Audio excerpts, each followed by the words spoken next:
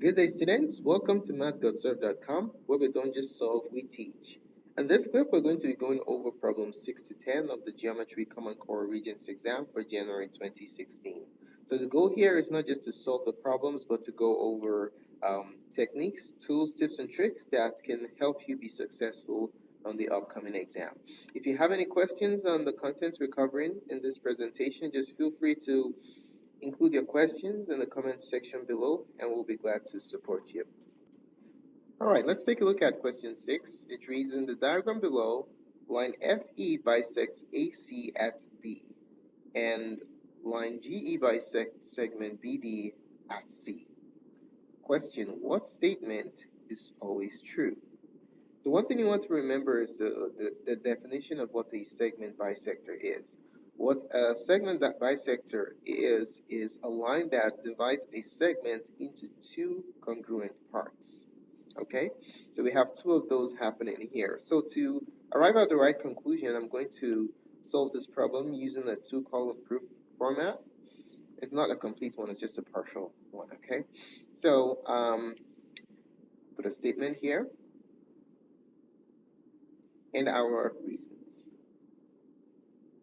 Now, concerning the bisection, we know that FE bisects segment AC at B. So basically what that is telling you is that this side right here, AB is congruent to BC. Okay, so let's go ahead and write that down. AB, segment AB, is congruent to segment BC. How do we know that? That is by the definition of a segment bisector. Okay. All right. What other information do we have? There's another statement concerning the bisection of a segment. It's indicated that GE bisects BD at C. So GE, this line right here, bisects BD at point C. So that tells us that DC, segment DC, is congruent to BC. Okay, so this segment right here is congruent to this segment right here. Okay, so let's go ahead and write it down. Segment BC is congruent to segment DC. All right, how do we know that? This is by definition of a segment bisector. All right, you don't have to do this two-column proof. I'm just going over this so you can see exactly what my thought process is in arriving at my final result. Okay, now that we have these two, we've arrived at these two conclusions based on the definition of bisector. Can I combine these two equations to get a final result? And the answer is yes. We can carry out a substitution. Now, if you look at the two statements, I have BC being congruent to AB, and then I have BC again being congruent to DC. Can I make a substitution? The answer is yes. If I carry out a substitution, I'm just going to make DC congruent to AB. All right? Okay, so let's go ahead and carry out the substitution. So I'm going to have DC, segment DC, is congruent to segment AB. This is always true, and we can do this because of by substitution. Okay, so let's see what the correct answer is. Do we have this AB congruent to DC? Absolutely. Answer is option number 1. All right, let's take a look at question number 7. It reads, as shown in the diagram below, a regular pyramid has a square base whose sides measure 6 inches. Okay, if the altitude of the pyramid measures 12 inches, its volume in cubic inches is. Now, one thing you want to note when dealing with pyramids is that there are two types of heights. You have the slant height, and then you have the perpendicular height.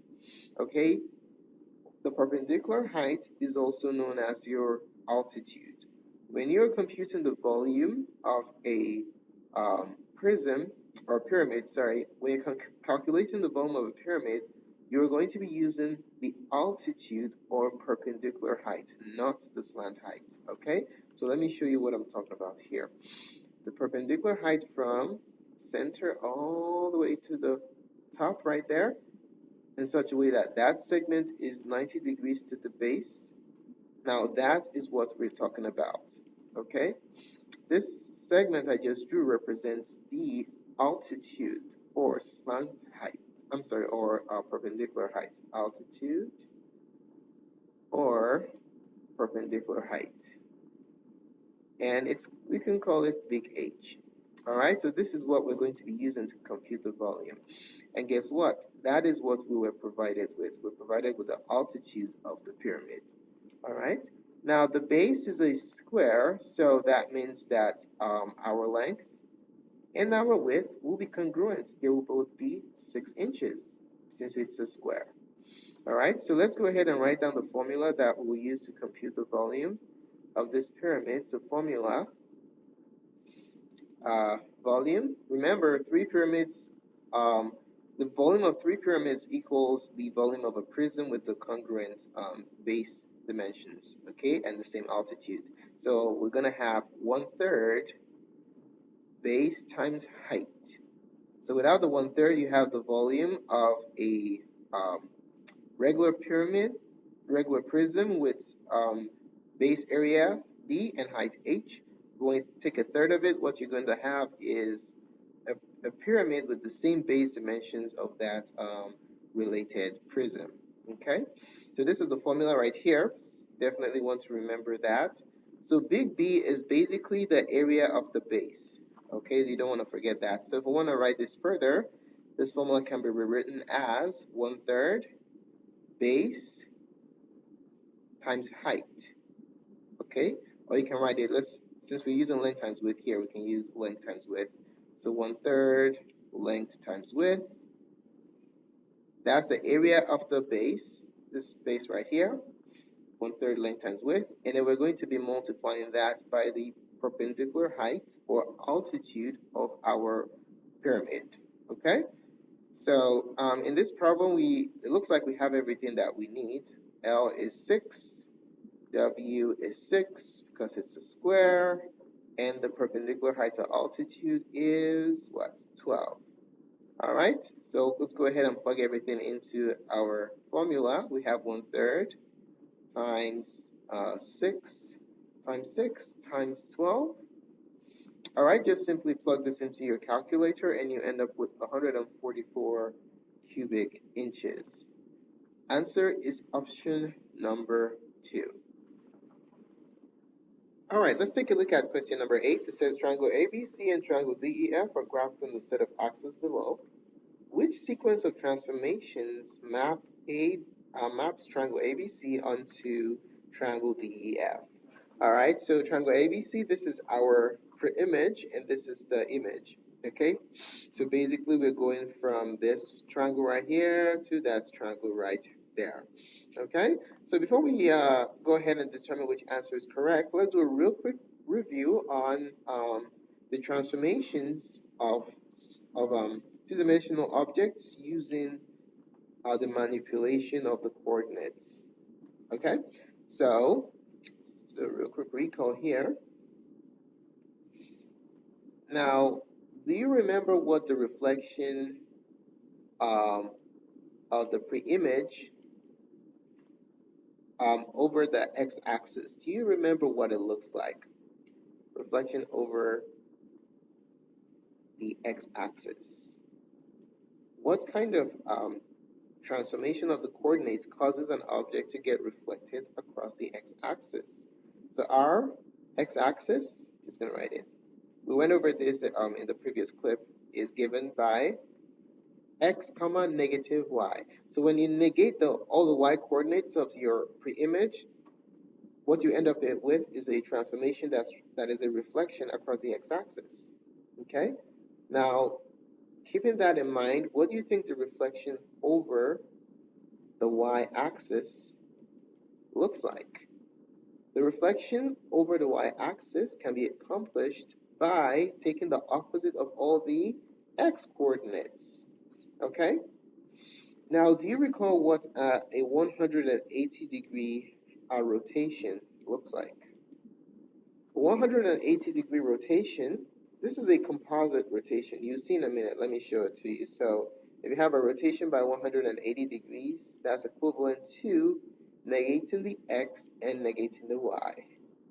There are two ways to accomplish this. Either you can rotate the shape, or you can reflect the shape across the x and then the y, or across the y and then the x, or negate both x and y coordinates in order to achieve a 180-degree rotation. Okay, so there are two ways to accomplish this. So 180 degrees rotation is equivalent to reflection over x and y. These two transformations accomplish the same goal. Okay, all right. Do you remember what a 90-degree rotational transformation looks like? A 90-degree rotation. Well, in order to accomplish this, what you do is you switch your coordinates and negate the y. Bam, this is how you accomplish a 90-degree rotation. Okay, and then your shifts, your translations. If you want to shift your graph, k units, let's say h units left and right, or k units up and down, how do you accomplish that? Well, your translations by h or k can be accomplished by adding or subtracting h to the x coordinate and adding or subtracting k to the y coordinate, depending on what kind of shifts you want to do. All right, so now let's take a look at this problem right here. All we just need to do is pick a point on this pre-image and a point on the image that gets mapped to it from the point selected on the pre-image, and then see which of these transformations apply to it. Okay, so let's look at the sequence of the alphabets here. We have A, B, C, D, E, F. So what does that tell us? A gets mapped to D. All right, so A is mapped to D right there. All right, so let's go ahead and extract that. So since A is getting mapped to B, that means the coordinate of A, which is what? What is the coordinate of A? 1, 2, 1, 2, -2, -2. So -2, -2, coordinate of A is getting mapped to, oh, my 2 looks like a 3. Let me fix that. Okay, sorry. So -2, -2 gets mapped to B. What are the coordinates of D? So A gets mapped to D. So the coordinates of A gets mapped to the coordinates of D. So D is 2, 2, as you can see, and A is -2, -2. So D is 2, 2. All right, so take a look at this right here. What kind of transformation is this? A transformation that reverses the sign of both x and y. So you see them right here, they're both x and y's. So there you have the opposite of the x and the opposite of the y. This is a rotation by 180 degrees. Okay, so remember there are two ways of saying this. Either you do a 180 degrees rotation only, or you reflect over the x and then the y. Okay, so this is rotation by 180 degrees, or rotation by the y-axis, and a rotation by the x-axis. So this is what's in play here. Now let's go ahead and see which one the correct answer is. Option 1, a reflection over the x, followed by a reflection over the y. Voila, that's exactly what we want. Okay. All right, let's take a look at number 9. It says in triangle ABC, the complement of B is A. Which statement is always true? So first of all, let's refresh our memories concerning the definition of what complementary angles are. Okay, Two angles that add up to 90 degrees are complements of one another, okay? Or you can call them complementary angles. Now, another thing you want to note is that concerning right triangles,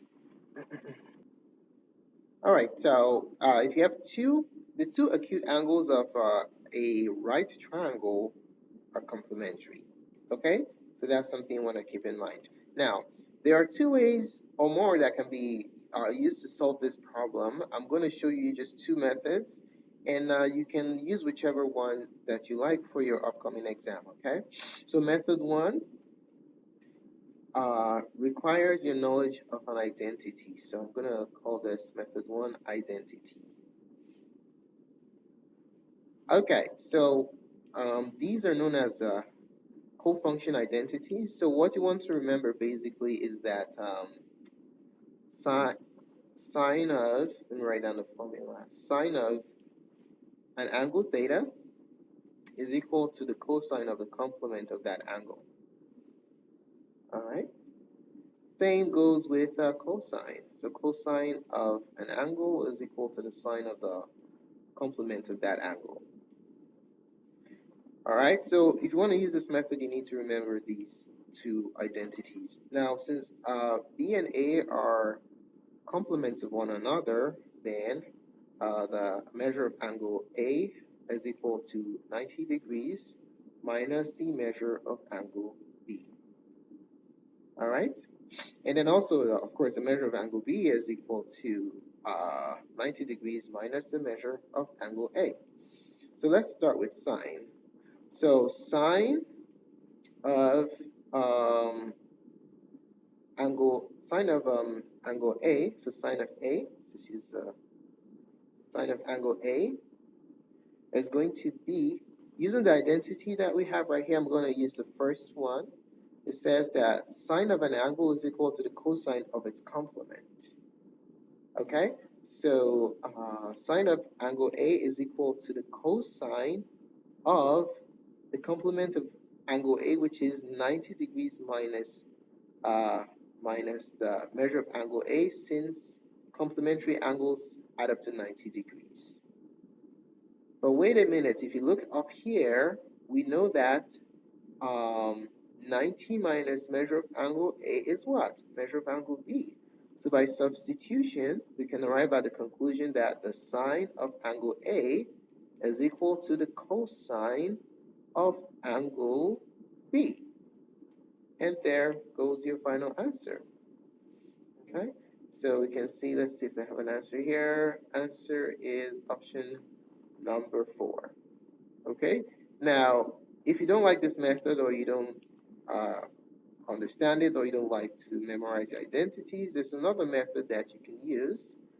It's much more visual. Method 2 involves using SOHCAHTOA and your right triangles. Okay, so in this problem, what you notice is that we're taking a look at sine of A, cosine of A, tan of A, and then sine, cosine, and tan of B. Two angles. All right. Since A and B are since they are complementary, that means that they could be the two acute angles of a right triangle. Okay. So let me draw my triangle here. I'm going to draw this one right here. So my two acute angles are going to be A and B, okay, of a right triangle. Keep that in mind. We can use SOHCAHTOA here because it's a right triangle, okay? So we want to find sine, cosine, and tangent of angle A and angle B.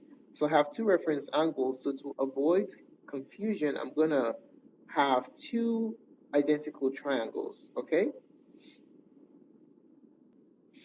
All right, so there goes my two triangles. So let's focus on the first one. So the first one, our reference angle will be A, okay? So if the reference angle is A, that means that the side opposite that angle is going to be your opposite. O in SOHCAHTOA, opposite. And the side opposite of 90 degrees is always the longest side as your hypotenuse. Okay, and then this is adjacent. Let's label the sides. This is little a, this is little c, and this is little b. This is big C right here. Okay, so let's write down our nice little formula or mnemonic device. So katoa. Now let's start with a.